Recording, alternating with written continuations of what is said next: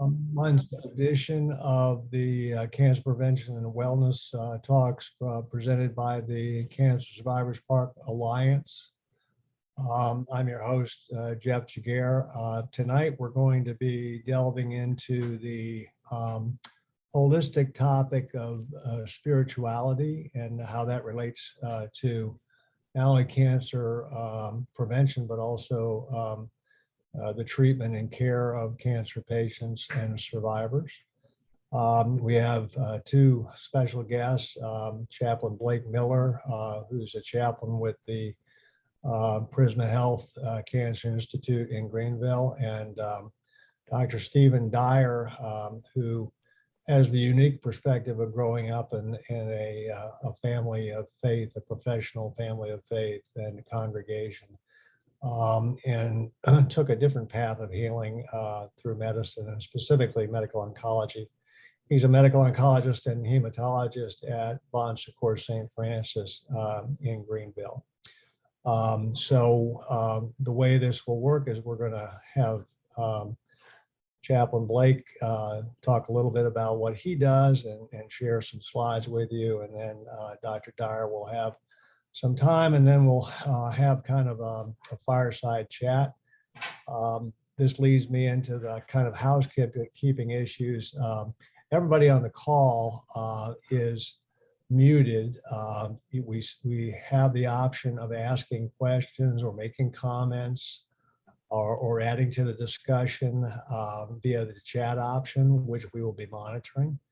The other thing is that if you missed something, or if you feel like this talk would be very helpful to a friend or an associate or a family member, it is being recorded, and this will be on the Cancer Survivors Park website, which is cancersurvivorspark.org.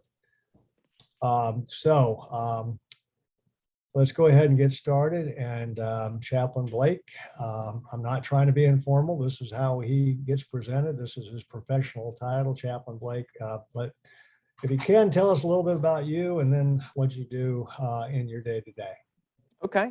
My name is Blake Miller. I am the chaplain for Prisma Health's Cancer Institute, operating out of their Center for Integrative Oncology and Survivorship, which is a group that works with people experiencing cancer at any stage in their cancer journey, even if they've been declared cured, to help them get a holistic health, whether that's their physical health with exercise or lymphedema, sexual health, and also spirituality and mental health as well.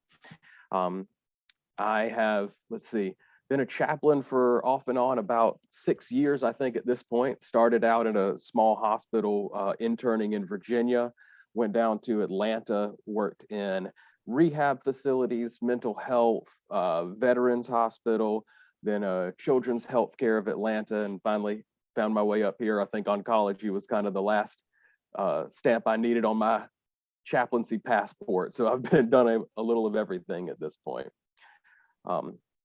Do we want to go ahead and get right into the slideshow? Sure, let's go ahead and do the didactic portion. All righty. As to how you spend your day and help your patients. Sure thing. Let's see. Are you seeing just the slideshow at this point? You got it. All right. Well, there we go. So to start things off, just a little bit of a background information about my personal approach to this, and just sort of, in a way, my personal stake in the entire idea of spirituality as in healthcare. A few months back, I got sick, and I'm not really sure what it was. It was some kind of stomach issue that came and went, pain at random intervals or after I ate the wrong thing. Didn't seem life-threatening, didn't seem to be the end of the world, but enough that it kind of occupied my time and my thoughts. Went and I had some scans and some tests, and nothing seemed to show up. Didn't seem to be anything wrong that anybody could tell. And then it kind of cleared up on its own. So in a way, it was a problem that completely solved itself. It was nothing to be completely worried about. But in another way, I had a lot of time to think about what I was experiencing and how it was affecting me. And so I started asking myself questions like, what exactly is going on with me? And what does it really feel like to know that there's something wrong, and to know that I can't seem to fix it myself, that even scans and tests that the doctors are doing aren't seeming to give us a clear path forward. How long am I going to have this? And what does that mean for my life going forward at this point? Am I going to keep having this for the rest of my life? And how am I going to be able to be okay with that? So really, I found myself at the end of this discovering and rediscovering as a chaplain that I was having an emotional and a spiritual experience of this illness in the midst of my physical illness. And plenty of cancer survivors have told me the same thing. People I've talked to in other forms of chaplaincy have said the same thing. And really, that does seem to be a universal experience of people who are going through physical illnesses, also coming up with these same kinds of questions and same kinds of emotions. So when people ask me, did I do that twice? Let's see if I think I did. Yeah. Oh, no, I'm not. When No, people, here we go. I Yeah. can get us back there. There we are. So when people think about what they need when they're going through a cancer journey or any kind of physical ailment or experience, they need a space to be able to work out these thoughts and feelings that they're experiencing, a space to really take stock of if they're experiencing anxiety, they're experiencing grief about their physical health, even if they're experiencing joy about it. You know, if you have something great happen in your cancer journey or any other journey like that, you want to be able to tell somebody. Something else they might need is being able to confront questions of meaning and hope and what the future might hold. You know, what kind of different life does a person have after a cancer diagnosis? What do they do differently? How do they act differently? How does it change the way they live to get that information and to go through all of the treatment, maybe the suffering that might be concomitant with that? They might need somebody to help relate to and with their families and friends about this experience, somebody to help put in stock the way this affects relationships they have. Maybe they had family members themselves who had cancer. Maybe they even had deaths from cancer previously in their life, and they need to understand how they're feeling about that in the midst of going through this journey on their own. And finally, a lot of times people need just a presence, somebody with them who can listen to any of these things that they're saying and tell them that what they're saying is understandable, that it makes sense, that they're not the first person to ever feel this way, and that they're not alone in feeling like this and having these kinds of experiences. And I think personally, that's where a chaplain comes in. So when people ask me, and a lot of them do very often, what exactly does a chaplain do? My go-to answer is I care for the emotional and spiritual experience of the patients and their other caregivers. So when I say emotional, I'm talking about the feelings associated with going through illness, going through treatment, life in general, and how it might change as they experience cancer and the way it changes our lives. So these are, fear, worry, anger at just having the disease, maybe questioning why they got it or what they did to get it. These might be questions about the caregivers, either their friends and family who are around them, or the doctors, the nurses, the staff, the hospital that's working for them, and whether they feel that they are getting the kind of treatment they want or feel they need. Maybe it's a sense of whether they are able to rely on those friends and family members, or whether they can still relate to them in the same way, or how to relate to them differently if that relationship has to change. These are all the kinds of emotional questions and experiences that people bring into their cancer journey and through it. At the same time, it's also a spiritual experience. And a lot of people conflate spirituality and religion, and I think we'll get into that a little bit later. But spirituality is for everyone. I went back forward again. Let's see here. There we go. Spirituality just means ideas of ultimate purpose or meaning or importance in a person's life. So questions about how has life changed? How is things different now in potentially a way that they'll never be the same again? Or are you able to have the same sense of meaning in your life or the same idea of your purpose in life, or how that might change if your ability to function, your ability to get out into the world, or your ability to relate to other people has changed because of a cancer diagnosis? And of course, for many people, it means, can you square having cancer with your religious beliefs? Can you be okay with the fact that maybe your religious beliefs didn't afford for this to happen and it still happened? Or maybe there is a strength to find in your religious faith about something like this happening. So while the doctors and nurses are attending to physical problems, and often they are able to sit there and listen and relate to people on an emotional level, that is really my stock in trade, my main thing that I do. And we have found that caring for the whole experience a patient is having leads to better health outcomes, both physically and mentally and emotionally and spiritually. So like I said, there is kind of a difference between religion and spirituality, and it's easy sometimes for people to combine the two of them.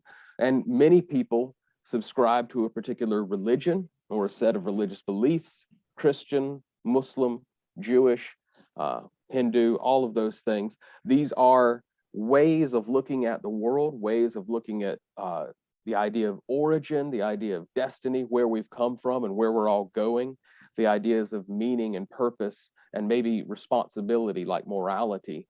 All of these are the kinds of questions that religions answer.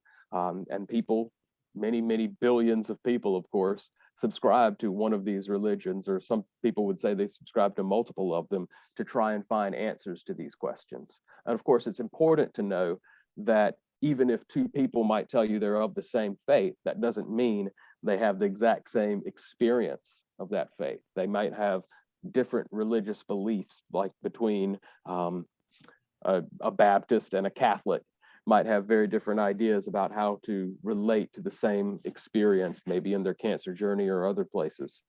So it's important to allow each individual person to express their own religiosity, to tell you exactly what they mean when they say they have a religious faith. And that's something I've been trained to do.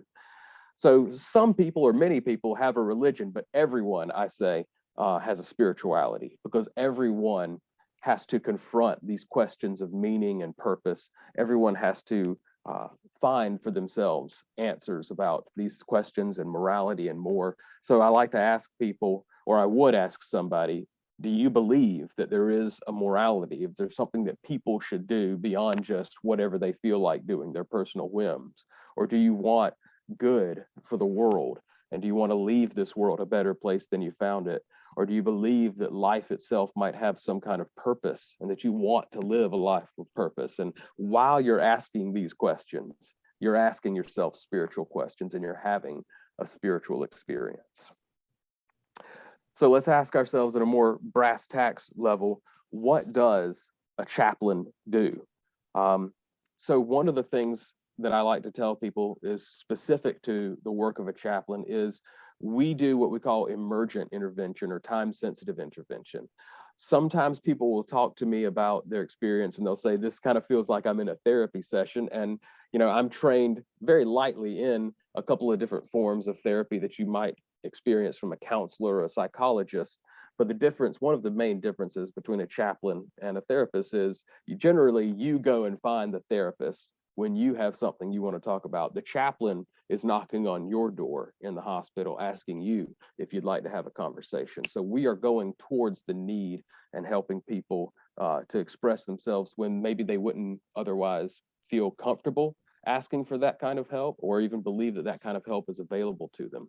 Something else I do is work around advanced directives and other documents. These are documents that help us care for people in the hospital, that sometimes talk about questions of end of life, or the final years of a person's life, who's going to care for them?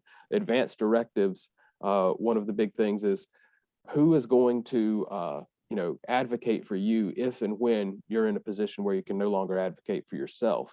And sometimes asking these kinds of questions and going through these documents becomes a very emotional experience. And that's why chaplains are often asked to be the ones who bring about these conversations.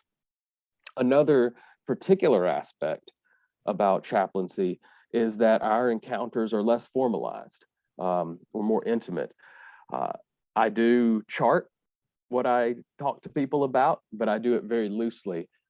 It's something similar to maybe doctor-patient confidentiality or even the seal of confession that the Catholic Church has, in that I'm able to talk about what the patient wants to talk about. So it's patient-directed care, and it doesn't have to adhere to a set sense of, these 5 or 6 questions that I'll ask you and these, multiple choice answers that you're allowed to give me. We're allowed to go where you want to go. Again, of course, we speak to questions of faith and spirituality. Your average psychologist, not to knock them, of course, but they might not have any specific training in world religions or in how these sorts of things affect people on a daily basis in their livelihood, but that is something that I've been trained to attend to. So if people say, I'd like to have communion while I'm here in the hospital, that's something I can help set up. Or, there is some other religious concern that might need to be attended to, that would be my department. And finally, we talked to outside spiritual caregivers.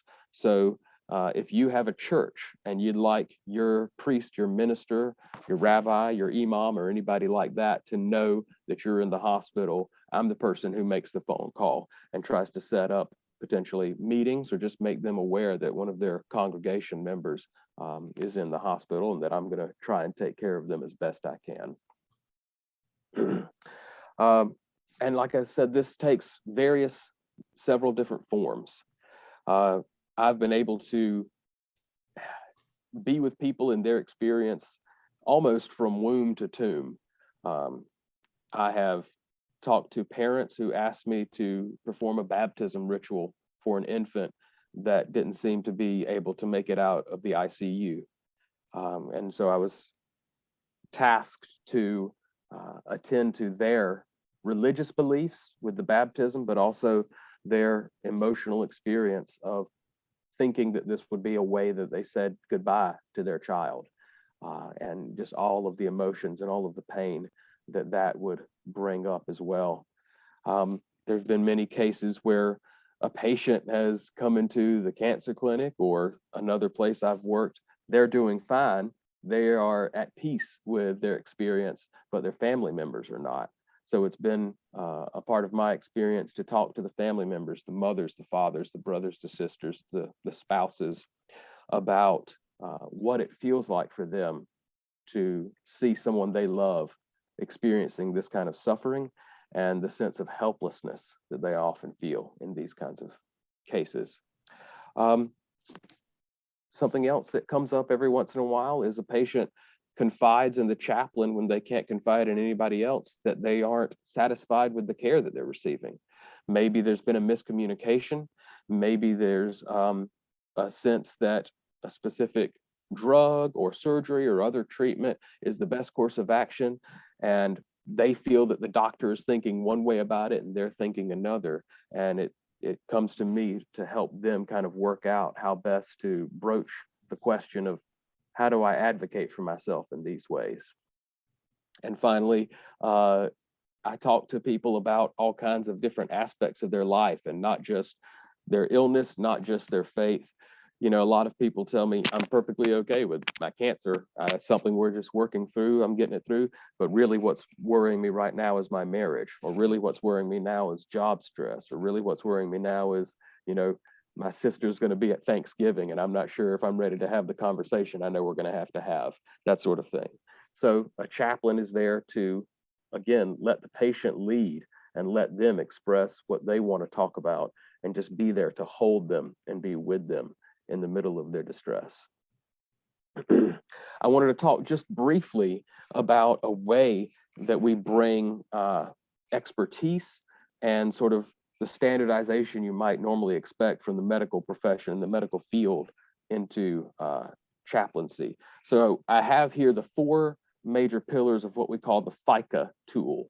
This is the main way that spiritual caregivers like chaplains and also other caregivers like nurses in many clinics or hospitals or other locations use to gauge and understand the spiritual needs of patients. So the F stands for faith, and it also stands for belief and meaning. It's the question, are you a spiritual or religious person? Would you consider yourself that way? Do you feel like that is affecting you, and how does it show up in your life, that sort of thing?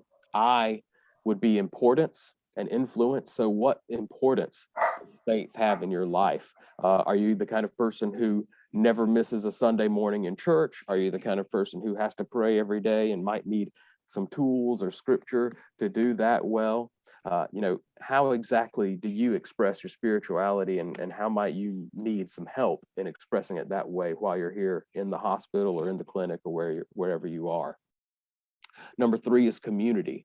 It's very important for us to ask, do you have a spiritual or a religious community? Are there people that you practice your spirituality with, that you might want to inform that you are getting treatment these days, that you might want to ask to come in and help you out as you experience this? And finally, address. The last one is, how can we address your spirituality? So just an open blank check for you to say, what do you need from the chaplain or from the hospital itself to attend to your spirituality while you are in the hospital or in our care? And that's something that is used the world over to help people express their spiritual needs and to form a plan for how we're going to give them what they need.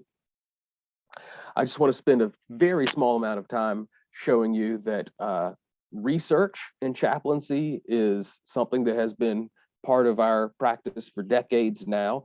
People are moving more and more towards evidence-based care for spirituality, and we were able to do research that allows us to find out what is working and how is it working. So if you just run through this with me: improvements in hope and spiritual well-being, decreased levels of distress or depression and anxiety, improved self-esteem or an improved sense of meaning. All of these things are things that come through the application of chaplaincy programs, spiritual health, and other ways that hospital systems can attend directly to a person's spirituality. In fact, I think earlier this year got into contact with some researchers in Ireland and asked them for permission to use a tool that they developed in order to better gauge how the chaplaincy and how spiritual health here at Prisma is helping and affecting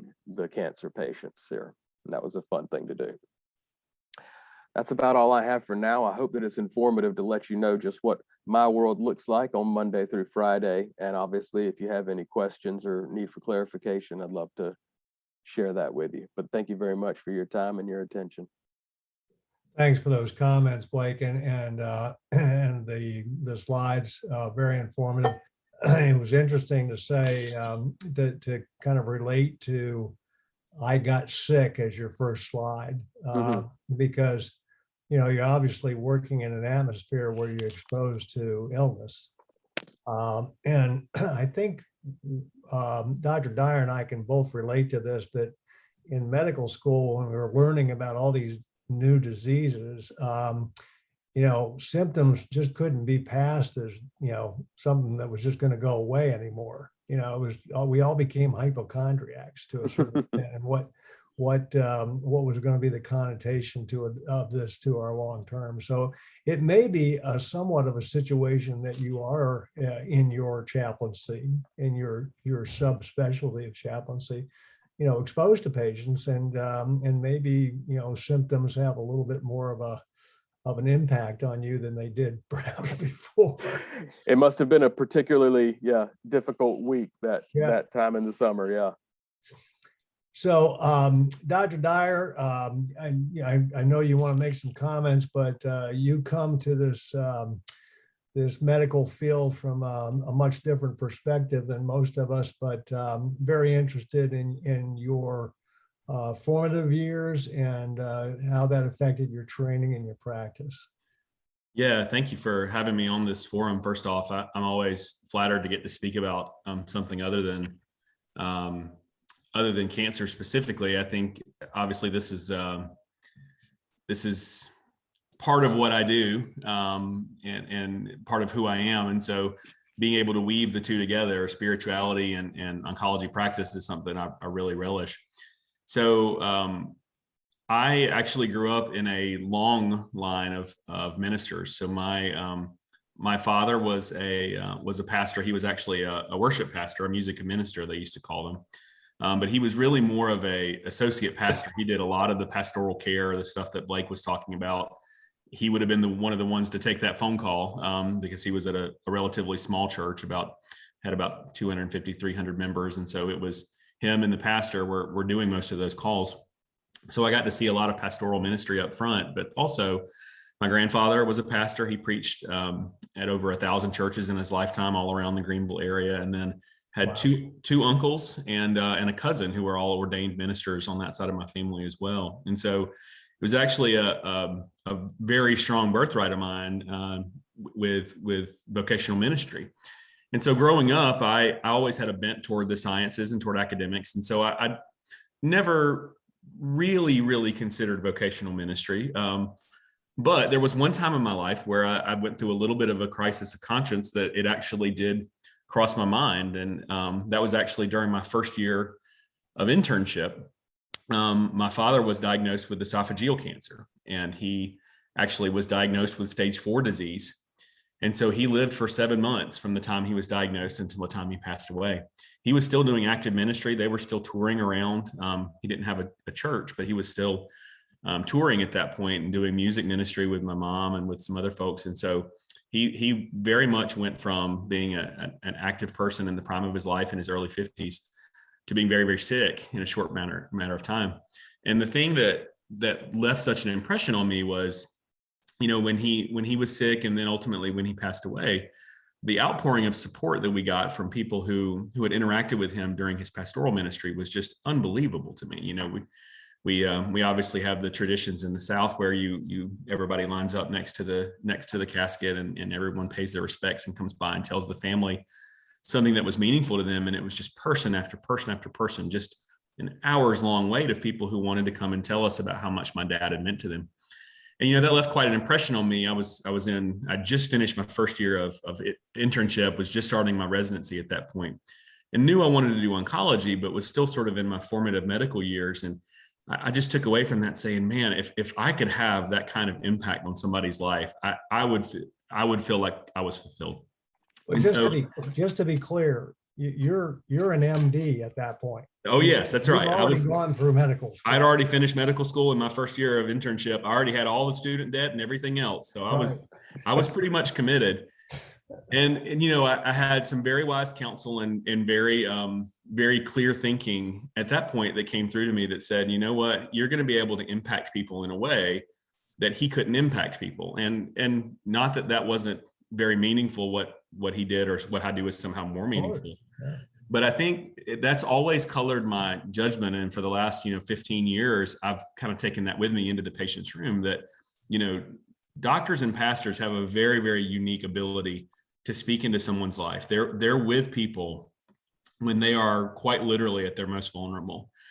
And so I think we have quite a task that's been given to us as physicians, but I think it really can be an extension of pastoral ministry. Now, obviously, it's different because usually that's within a faith community that a pastor is relaying to somebody. I think Blake mentioned that you may have interfaith dialogues. You may have patients that you come across that have a different faith tradition that you relate to, and certainly we are taught very early on to respect that and are very cognizant of that.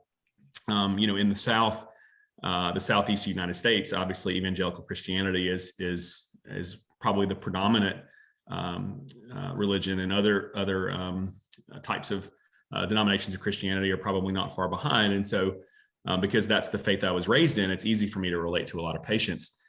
Obviously, we're very careful about that, but I barely a day goes by that I don't have a patient who specifically has sought me out because they knew about my background. I don't make any secrets about that. I'm active in my church now. I've been a deacon. I'm active on the worship team. I lead a small group. And so made it very clear, what I do outside of the walls of the hospital. So I think all of that to say, I think that as a physician, I think there are sometimes some blurred lines and some ability for us to step into the situation and maybe even just a reassuring word from a place, not so much a place of this is the medical science behind what you have, but to say, I know that you're have this belief system. I know that you're a Christian, or I know that you have Judeo-Christian values, and say, I believe that God has ordained this, or I believe that, God is going to make a good situation out of this. And I don't know what the specific words may be for that individual patient, but I think, getting to speak into that and kind of like what Blake was saying earlier about the intimate moments, the handholding, I think most physicians shy away from those. I try to embrace those and try to embrace moments where maybe we can have a deeper connection than just sort of the very specific scientific aspects of somebody's care.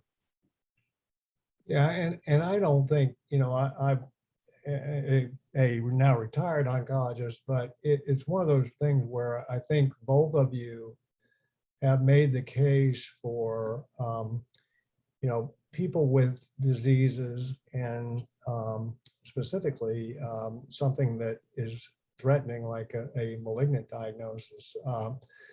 They let you in. And, obviously, if you have the training or the background to, direct them appropriately when they let you in emotionally, that's all to the better. I think some physicians, unfortunately, perhaps most physicians would just like to not have to deal with that aspect of things, which is why at both, St. Francis and Prisma, we have the need for chaplains and other supportive services because, physicians are charged more, physicians and other practitioners are charged more with, taking care of the disease and trying to get the patient better. But there's a whole lot of things that have to get better because the patient is going through a potentially devastating illness, and there's lots of aspects. Life goes on even while they're trying to deal with cancer. All the other things that were going on before the cancer diagnosis continues to go on. So from the standpoint, Blake, of end of life, which you mentioned, do you find that somebody that is spiritually tending or is part of an organized religion, does that become an easier discussion given, potential for afterlife and that sort of thing? Or, is the potential that they are expecting a higher source to perhaps provide them with healing that, these of us on earth are not able to do? Those of us on earth aren't able to do. That's a really good question. The true answer is that it can go either way.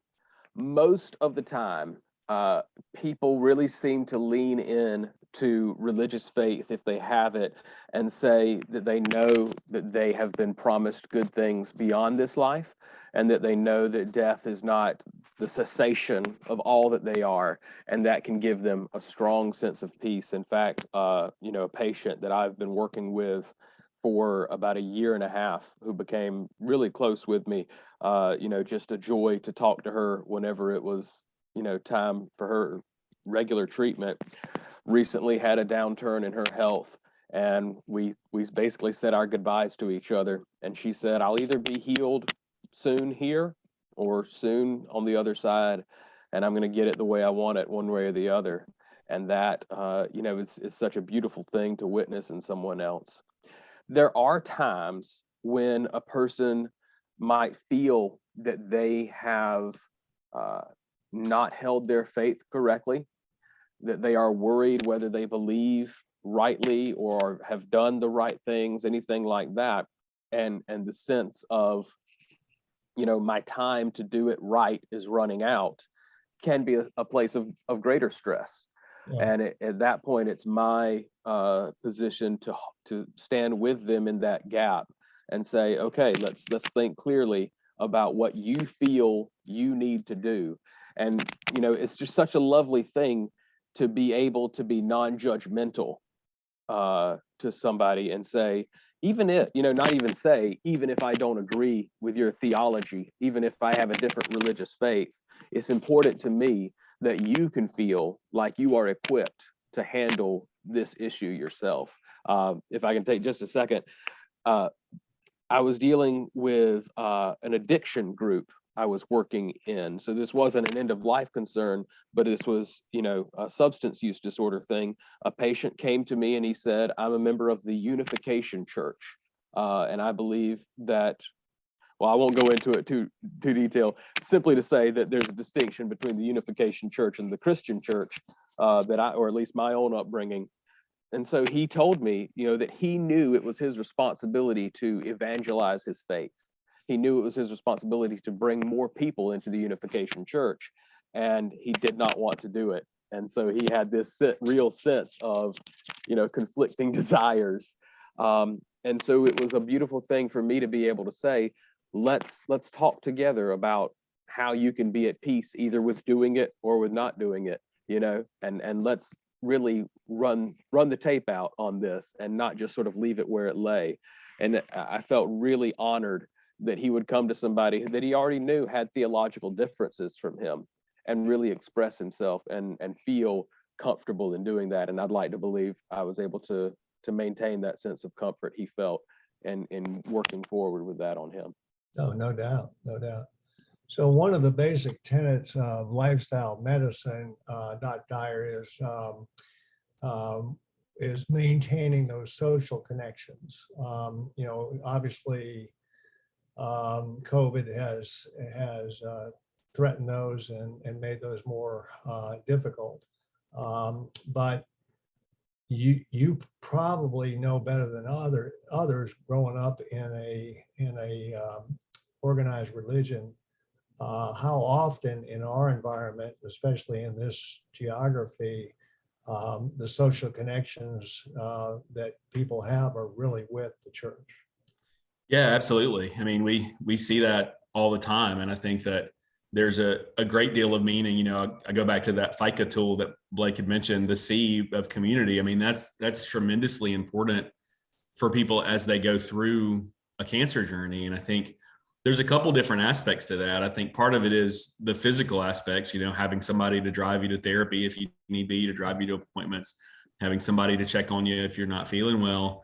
But I think even more so than that is the emotional and the mental support that you get from having somebody who's checking on you and somebody who is loving on you in more of an abstract way. So there's no doubt in my mind that the community that comes from a faith, from having a faith background makes a big difference in how somebody responds to treatment and how they respond as they go through this process.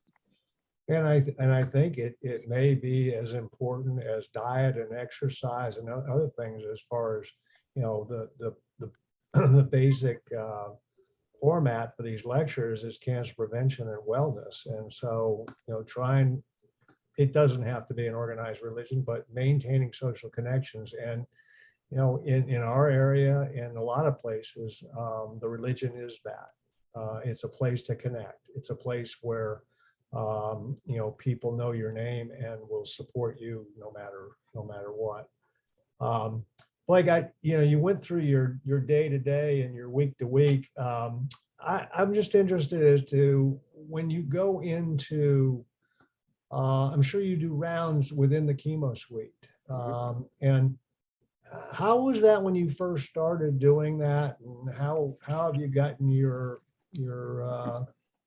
momentum as far as getting through that process and talking to people. And obviously they may be sitting there with family members. They have bags of different colored fluids going. They may be feeling down, sick. How do those rounds go, and how do you maneuver through that? Yeah, I like that question. For most of my training and most of my work as a chaplain, I've been in sort of large standard looking hospitals where every patient or every two patients had their own room. So everybody was behind a door, and it kind of felt like knocking on or going through any given patient's door was its own little barrier I had to cross. And sometimes, rough days meant, gosh, I really don't want to have to walk through another door today and start this all over again. And then on the other hand, I'm coming here into the cancer, the chemo infusion clinics, and everybody is out in one big open air room. And like you said, some people are getting some of the toughest chemo treatments they have. A foot, literally, their chair is 1 or 2 feet away from somebody else who's getting something else. And you've got a breast cancer next to a stomach cancer, next to a head and neck cancer, that kind of thing. And so that was more of the question of how could I possibly have a serious, introspective and emotionally vulnerable conversation with somebody while they're sitting right next to somebody else. And I am to this day still kind of amazed at what people are willing to tell me in these open air rooms. But I think if I can interface with them and connect with them and be, let them know that I really am interested in what they have to say, it's almost like all the other lights in the place dim, and the two of us can have a special conversation, even if, there might be snippets of it that are overheard by other people. It's just sort of like two different flavors, two different kind of challenges or difficulties that come up.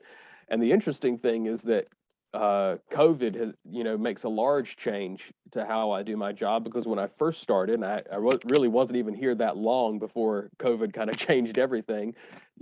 A patient was getting chemo and their spouse or their child or their parent was sitting in a chair next to him. So I had to kind of interface with both the patient and their loved one at the same time. And like I said, sometimes things seem to be more difficult or more disturbing for their caregiver than the patient themselves. So I'll ask maybe the 70-year-old woman, how are you feeling about cancer? And the 40-year-old son sitting right next to her will say, oh, she's fine. She's loving, we have no problems. And I'm like, okay, you're telling me a little bit about how much anxiety you're carrying with me. Whereas in the middle of COVID, they're all alone. So in a sense, that might be more difficult for them to not have somebody with them, but then they get to have a one-on-one conversation with me, and there's no personal barrier between them saying, I wouldn't say this if my son were around, but I'm really not as okay as I want him to think I am, or as he wants me to be, that sort of thing. So all of these things change the dynamic, and it's about really being open to whatever you're going to get and accepting whatever you're going to get. I wouldn't say that anybody would look at cancer as an advantage, but I know, Dr. Dyar, you have patients like this too. I shared coffee with a patient that I had known for a long time who had a diagnosis of a very rare osteosarcoma of his left hip. And he was in his 40s when he developed this. And went through a number of surgeries and radiation and chemotherapy. And now, he's 8 years disease free. And, most self-respecting sarcomas, are going to show up within 8 years. So, we feel pretty good about him. And he looks at life. I mean, one of the things we're talking about is spirituality, with the root being spirit. And his human spirit, based on, his odds of surviving and him surviving, has basically changed his life so much for the better. I mean, I'm sure you have examples of that as well. Yeah, there are too many to count, actually. And, Yeah. a lot of the chemo, I take care of a lot of breast cancer patients. And so a lot of the chemo that we give is weekly or every other week or every third week for a defined period of time, 3 months, 4 months, 6 months. And so patients get very caught up in the ritual of that. They come in, they know they're going to be there every week for this 12-week period. And so obviously we have a finite number of staff. They're running into the same infusion nurses. They're running into the same navigators. Obviously the doctor is the same. And we get to the end and I say, hey, you're ready to ring the bell. Are you excited? And of course they are very, very excited. This is a huge milestone. And then they'll get a little wistful and they'll say, I'm kind of going to miss coming here and miss the connections that I made. Right. And then they'll say something to the effect of, I never would have wanted to go through this, but in a way, I'm very glad that I did. And that to me is so courageous to say that, because obviously a cancer diagnosis is one of probably the top 3 life-altering things that can happen to somebody. You think about the death of a loved one, a marital separation, something like that. And then cancer is just right up there. And so for people to say that, I think reflects a tremendous amount on their strength of character and their ability to have faith. And a faith community plays a part in that. But I think there's a lot of the sort of the religious versus spiritual aspect that you're talking about. I think someone's grounded spirituality allows them to see perspective like that. And certainly that's not something we ever suggest to anybody. And Lord knows we have plenty of people who come out and say, man, I'm so glad I never want to see you fools again. But I think that by and large, we have patients who feel like, this was a formative process for them. And it's made them, adversity makes people into stronger character individuals down the line. And I think we've had so many examples that I can think of, patients who have made major life changes as a result of this, who have made, shifts in their philanthropic thinking, people who have started fundraising organizations or who put on charity events now because of their cancer diagnosis, or people who, support in a different way. And those are all things that come from not the physical, because the physical aspects of going through a cancer diagnosis are hard on everybody. Some people much harder than others, but coming through the emotional and the spiritual aspects of cancer and actually finding ways to strengthen the self through that, I think that's a tremendous testament to people's character and just their that survivor's instinct, right? People have that survivor's instinct that kicks in. Yeah, no, very, very well said. I think a lot of the folks that we touch and cancer touches, provided they have a diagnosis that we can get them through and they do well. I hope, and this is my commercial exercise here, is that they live life differently. And when I say differently, better from a life style type approach and diet and exercise and whatever, if they were smoking or that had some other issues going forward. I hope they'll be gentler with themselves and with their family and with their friends, and that they will tap into the human spirit and live their life a little bit more such that it was beneficial not only to them but but to the world that they live in as well. I would be remiss, one of the places where religion and hematology intersect all the time, I know you know where I'm going with this, is Jehovah's Witness. Yeah. And, just kind of your perspective about, when that comes up, and, you can maybe tell the folks, again, we have a small group, but again, there may be other people that tap into this later on. Yeah. I think it's obviously something we've dealt with quite a bit through the years. As Dr. Jaguar is referencing, Jehovah's Witnesses do not accept blood products, and that actually takes several different forms. And believe it or not, we have a lot of different blood products that sometimes kind of blur the lines.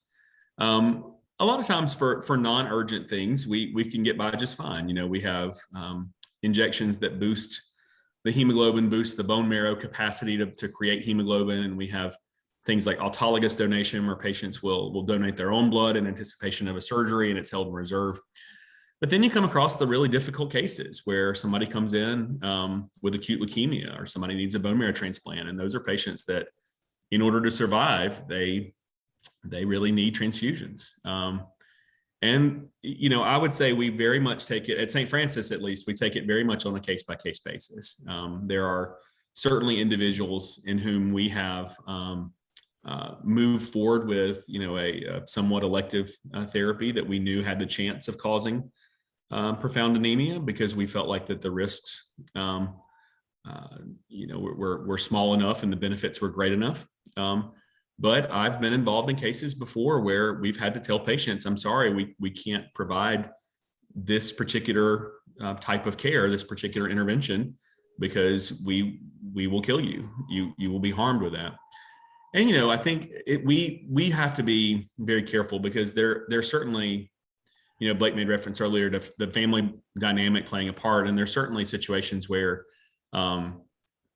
it cuts both ways. We talk about the community of faith being so supportive, and there are times where there's a lot of pressure from a faith community to act in a certain way. And patients, I've had patients before who have, pulled us aside and said, I would consider this, but my spouse is they're going to divorce me, or my mother would disown me, and so from an ethical standpoint, that obviously gets into more of an ethical situation than a spiritual situation. But I think what the way I try to approach it is, I try to be very respectful of all faiths, but also to say, you just need to know that by making this decision, you are potentially putting your life in danger when we have a medical intervention that can potentially save it.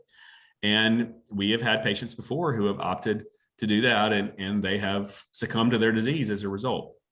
And, I think that to me, it is very ethical to allow a patient who is of appropriate, sound mind to make that decision. And we certainly are respectful of that, just like we would be respectful of any bodily autonomy in that regard. Right. Very, very well said. Chaplain Blake, Dr. Dyar, you guys have been really helpful and very erudite in your remarks. There was one thing in the chat box that I think was pointed towards Blake that he's taken care of. And if there's nothing else in the chat, I'll give you the final word. If you either have any questions for each other, or anything you want to sum up, but otherwise we'll end just a titch early. I usually end with a quote, and so I'll give you guys one last word, and if you don't have anything, that's fine too. Okay. I'll just say one thing. When I think about the power of faith and how that drives what we do, I think there's a couple different formats that take. But one of the things that I'm so appreciative of is not just faith that patients put into a higher power or to a system of religious beliefs, but patients have to put a tremendous amount of faith in their care team. And I think on some level, spirituality is a preparation for that. We have a big ask, right? We're telling people to come to a cancer center. We're going to hook you up to an IV. We're going to give you something that by all accounts is poison, in the name of fixing you down the line. And so that takes a tremendous amount of willpower and a tremendous amount of faith. And so I'm always in awe and appreciative of the patients who are willing to put their faith in their care team. And I think that is, to me, that's an extension of somebody's own inner spiritual strength, is being able to do that. I'm continuously in awe of that with our patients. I agree. Blake, any final words? Yeah, I would just say that something I experience on occasion are people who say, I don't want to take too much of your time, chaplain, or a lot of times they'll call me pastor in that respect. Or I'll talk with somebody and they'll say, boy, I'm just talking your ear off, aren't I? Yet there's so many other people you can help. And this idea that, the chaplain might be too busy for me, or the chaplain wouldn't want to hear me express my religious doubt, or, anything else. I'm doing too well to bother the chaplain. And so I just want to say, we like to do our job. And I really hope that if I could impress upon everybody here one thing, it would be that we really would love to talk to you. We are available. All the chaplains at the main hospital I know are great at their job, and I love just being able to be helpful to anybody that wants to tell me their story. So wherever you are, ask the nurse, ask the doctor, can I talk to the chaplain? They will be able to get you in touch with the chaplain, a chaplain, something like that. And we would just love to help out any way we can. Thank you. So thank you for putting all the work into this. Let me finish up with a quote from Langston Hughes. He's an African-American poet and was speaking more to the African American persistence, but I think it really relates to the cancer survivor too. So it's called Still Here. You're still here. You have been through rough weather and a world designed to burden you. Yet you hold a kind of glory. You know that you're beautiful when you still laugh and you still love. You are happy when you realize that you are so mighty, that you exist in a place that is sometimes impossible. You are sometimes the impossible. So here is to your persistence. So thank you, everybody, and you all have a good evening, and tell your friends about what I thought was a wonderful session so that they can listen to it on a later date. Thank you all. Thank you for coming, everyone.